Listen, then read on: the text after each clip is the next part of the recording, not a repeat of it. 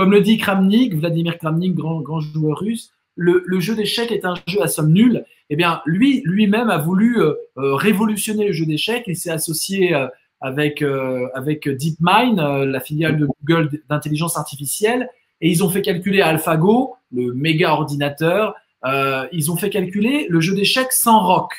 Et ça s'est révélé, cette simple idée de ne pas mettre le roi à l'abri, de le laisser vulnérable, ça s'est révélé extraordinaire pour sortir des nuls. C'est quelque chose dans le Hazy Chess qui existe, puisqu'il n'y a pas de roc, on positionne les pièces derrière la rangée de pions, et on peut commencer la partie dès que les rois sont posés. Au moment où les deux rois sont posés, on peut commencer en ayant encore des pièces dans le flou, en réserve, qui vont arriver à la première ligne. Voilà. J'essaierai le Easy Chess avec plaisir en tout cas. Ah bah écoute, grand plaisir.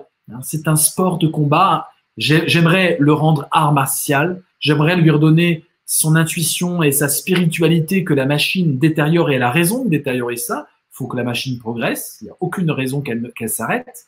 Mais du coup, nous devons aussi progresser avec la machine, et plutôt que de jouer comme des machines, retrouver une créativité que la machine ne pourra pas égaler. Et c'est tout l'enjeu du Hazy Chess. C'est tout l'enjeu du Hazy Chess, c'est d'essayer de réinventer la condition de possibilité d'une créativité échiquéenne à l'heure d'une machine qui fait 3500 Elo. C'est aussi fait pour que des débutants puissent s'amuser énormément dès les premiers coups, y compris avec un bon joueur. Voilà, pour que tous les niveaux puissent s'amuser, et c'est assez spectaculaire.